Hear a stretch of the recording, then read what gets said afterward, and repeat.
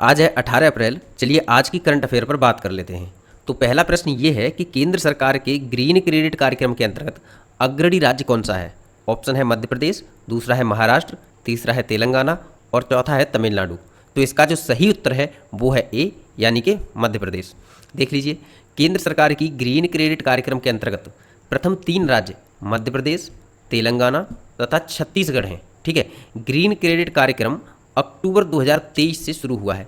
देखो हुआ क्या था कि इसकी चर्चा तो 3-4 साल से चल रही है, लेकिन ये जो शुरू हुआ है, यानी कि जो इसका ड्राफ्ट तैयार हुआ है वो अक्टूबर 2023 से शुरू हुआ है। ठीक है, ग्रीन क्रेडिट सिस्टम का लक्ष्य कंपनियों, व्यक्तियों और स्थानीय निकायों द्वारा स्थायी कार्यों को प्रोत्साहित करते हुए अन्य पर्यावरणीय दायित्वों को भी पूरा करना है। ठीक है, अब ये समझ लेते हैं ये वाला पॉइंट।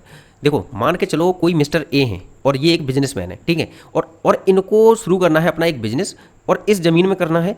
और इस ज़मीन में क्या है कि यहाँ पर पेड़ हैं। ठीक है, यानी कि यहाँ वन है।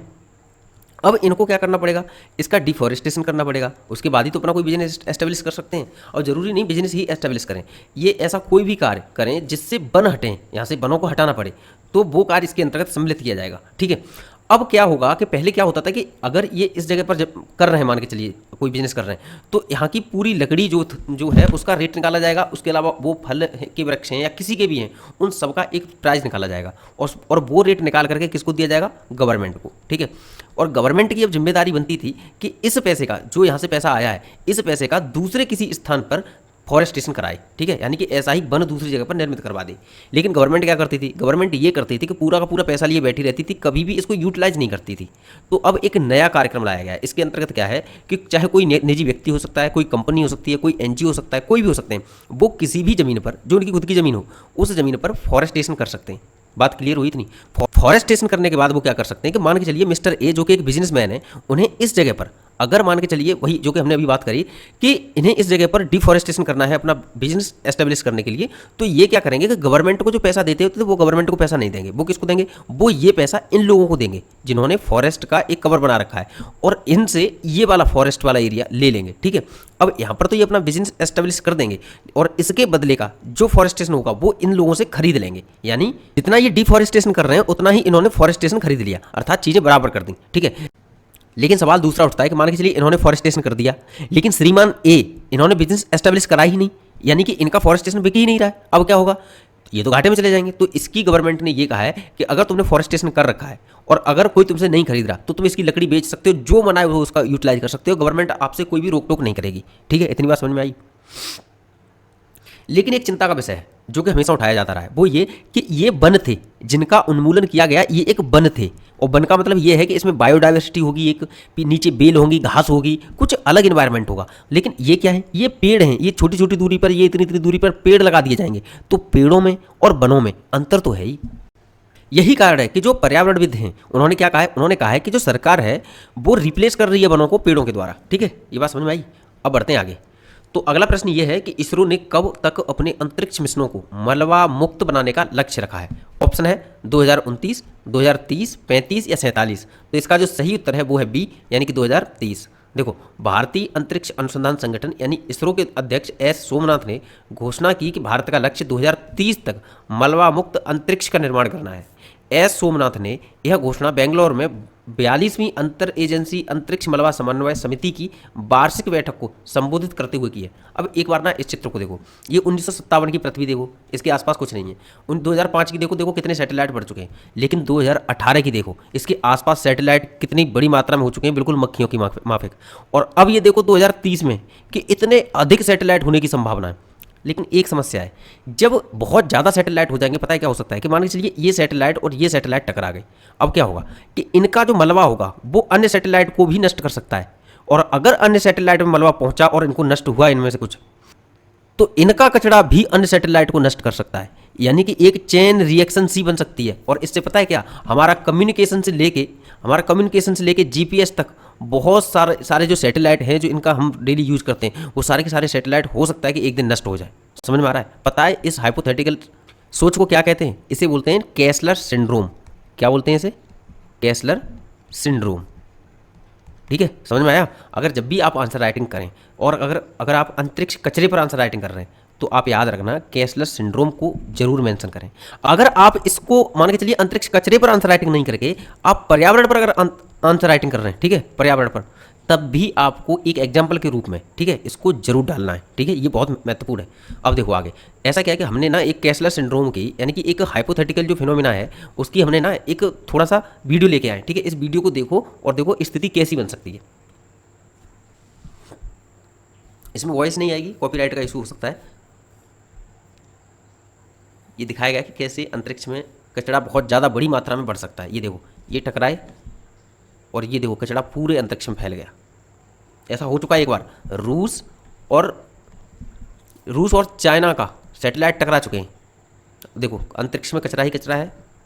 अब इनसे अगर कोई सैटेलाइट टकराएगा तो क्या होगा, वो सैटेलाइट भी टूट जाएगा। समझ में आ रहा है? ये देखो कितनी बड़ी मात्रा में कचरा है।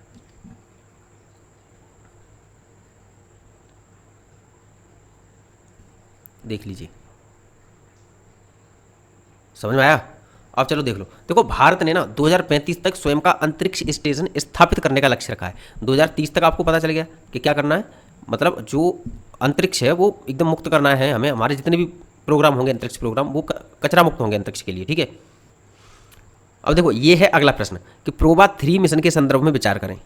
और पहला है कि यूरोपीय स्पेस एजेंसी का मिशन है। दूसरा है कि अन्य उद्देश्यों के साथ साथ इस मिशन के द्वारा सूर्य के कोरोना का अध्ययन किया जाएगा, ठीक है, सूर्य के कोरोना का। तीसरा कह रहा है कि यूरोपीय स्पेस एजेंसी इस मिशन को इसरो द्वारा लॉन्च करवाएगी, ठीक है, इसरो द्वारा लॉन्च करवाएगी। इसमें से बताना केवल एक सही है, एक और दो सही है, 1 2 3 सही है या 2 और 3 सही है। तो इसका जो सही उत्तर है वो है सी, यानी कि 1 2 और 3 तीनों के तीनों सही है, ठीक है।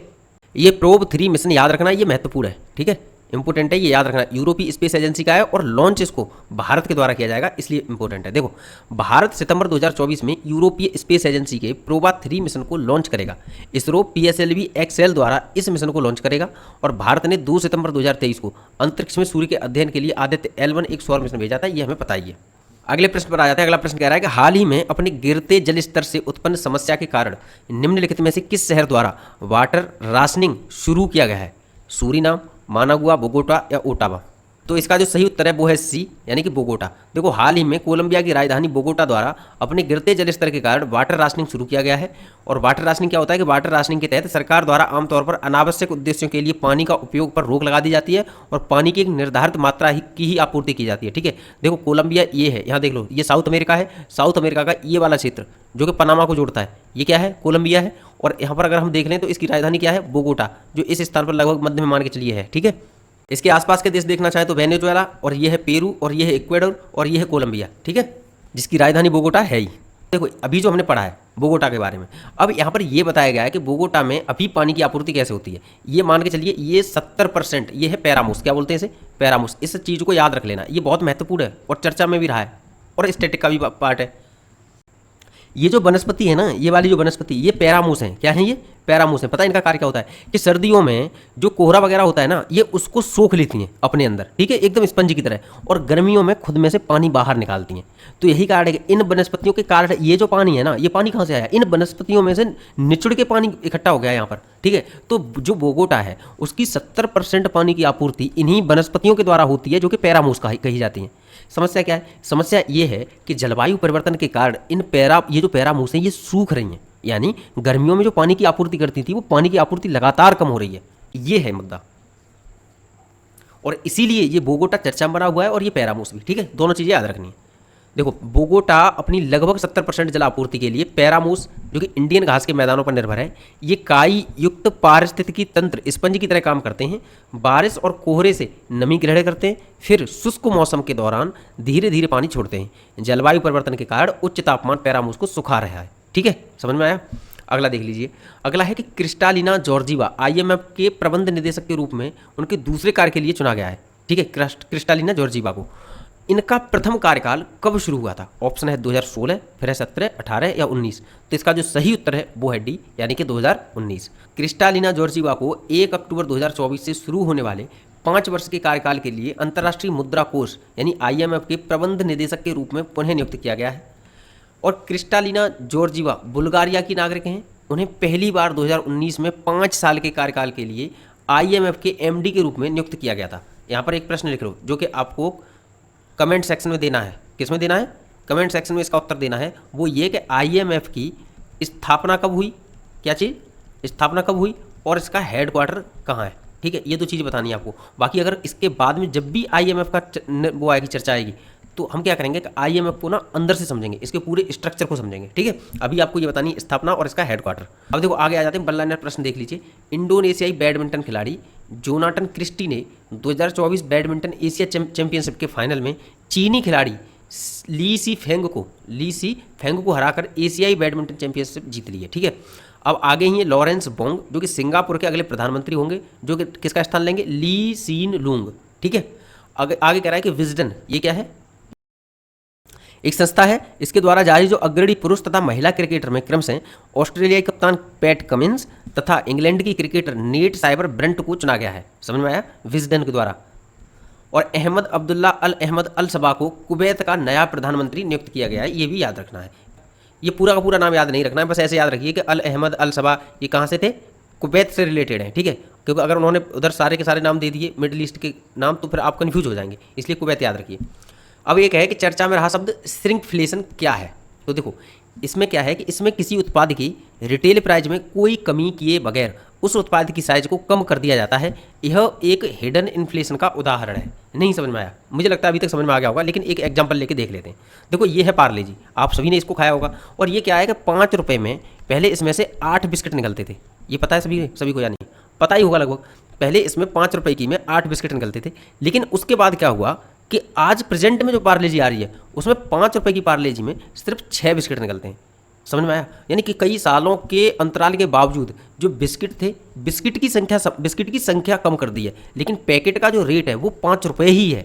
एक और चीज़ याद रखना, सिर्फ बिस्किट की संख्या ही कम नहीं की है, बिस्किट का भार भी कम कर दिया है। तो ये होती है हिडन इन्फ्लेशन, या फिर इसको बोलते हैं श्रिंकफ्लेशन। जब कोई प्रोडक्ट है उसका प्राइस महंगा नहीं होता, लेकिन उसकी जो क्वालिटी है या जो उसकी क्वांटिटी है वो रिड्यूस हो जाती है। समझ में आया कि नहीं। अब देखो जो पिछली बार हमने संस्थानों को देखा था उसमें कुछ आया है अपडेट। वो क्या है कि देखो IMF के बारे में हमने पहले पढ़ा था कि इसने 6.4 बताई थी ग्रोथ रेट, 6.5 बताई थी, सॉरी 6.5 बताई थी। अब कितनी कर दी इसने, एडिट करके इसने मॉडिफिकेशन लेके आए, इन्होंने कहा 6.8 होगी। ठीक है, ये हमेशा कमतर ही आंकते हैं, बाद में ये अपना मॉडिफिकेशन करते हैं, और ये स्पेशली भारत के संदर्भ में करते हैं। और IMF तो विशेष तौर पर IMF जानबूझ करके भारत की जो ग्रोथ रेट है वो कम बताता है, ताकि इन्वेस्टर्स इसमें बहुत ज़्यादा इंटरेस्ट ना लें। समझ में आ रहा है। और ये मेरे खुद के पर्सनल विचार हैं। अब इसका हम बीच बीच में इसका अगर हम कभी लेंगे ना, इसका कभी अगर पूरा चैप्टर लेंगे, सिर्फ IMF को लेंगे, तब आपको सही से दिखाएंगे, इसका पूरा इतिहास समझाएंगे। अब एक और है कि मूडीज़ का हमने पहले पढ़ा था, इन्होंने 6.4 बताया था। ठीक है, 6.4 नहीं रहा है, 6.1 है। ठीक है, अब देखो ADB, RBI और फिच रेटिंग तीनों ने 7% बताया है 2024-25 के लिए। और जो Morgan Stanley, S&P global, CRISIL और IMF, इन चारों ने 6.8 बताया है, याद रखना है। UNO ने और वर्ल्ड बैंक ने 6.6 बताया है, और मूडीज़ ने 6.1 बताया है। ठीक है, ये बताइए ग्रोथ रेट 2024-25 में। लेकिन बात अगर 2025-26 यानी एक साल बाद की करी जाए, तो सबसे ज़्यादा ADB ने बताई है 7.2, और वर्ल्ड बैंक ने और IMF ने, किसने, वर्ल्ड बैंक ने और IMF ने, दोनों ने बराबर 6.5% बताई है। ठीक है, ये याद रखना है, आते रहते हैं प्रश्न। देखो ये कुछ त्यौहार हैं जो बसंत ऋतु की समाप्ति के उपलक्ष्य में मनाए जाते हैं। ठीक है, अलग अलग क्षेत्रों में इनका अलग अलग नाम है। जैसे चेटी चंड कहाँ है, सिंधी समुदाय में, और बैसाखी कहाँ है, सिख समुदाय में इसका नाम। नवरेह कहाँ है, कश्मीर में इसको कश्मीरी नववर्ष कहते हैं। तो साजिबू चेराओबा ये कहाँ है, मणिपुर। विशु कहाँ है, कर्नाटक। और पुथंडू कहाँ है, तमिलनाडु। बोहागी बिहू, रोंगाली बिहू या जात बिहू कहाँ है, असम में। और पोयला बैसाख कहाँ है, बंगाली व नववर्ष। यहाँ पर एक और नहीं लिखा है, यहाँ क्या है, गुड़ी पड़वा, वो कहाँ है, महाराष्ट्र। ठीक है, याद रखना ये चीज़, ये त्यौहार भी आते रहते हैं, तो याद रखना। ठीक है, और आपको जो क्वेश्चन ऑफ द डे है आज का वो ये है कि IMF का, हमने पहले ही बताया कि IMF की स्थापना कहाँ हुई है, स्थापना कब हुई है, और इसका हेड क्वार्टर कहाँ है। ठीक है, ये चीज़ लिखनी है। इसके अलावा अगर आप कुछ और भी IMF के बारे में लिख सकते हैं तो वो भी इंटरेस्टिंग फैक्ट अगर आप लिखना चाहते हैं तो वो भी लिख सकते हैं। ठीक है, लेकिन कमेंट सेक्शन में ना आपको लिखना जरूर है।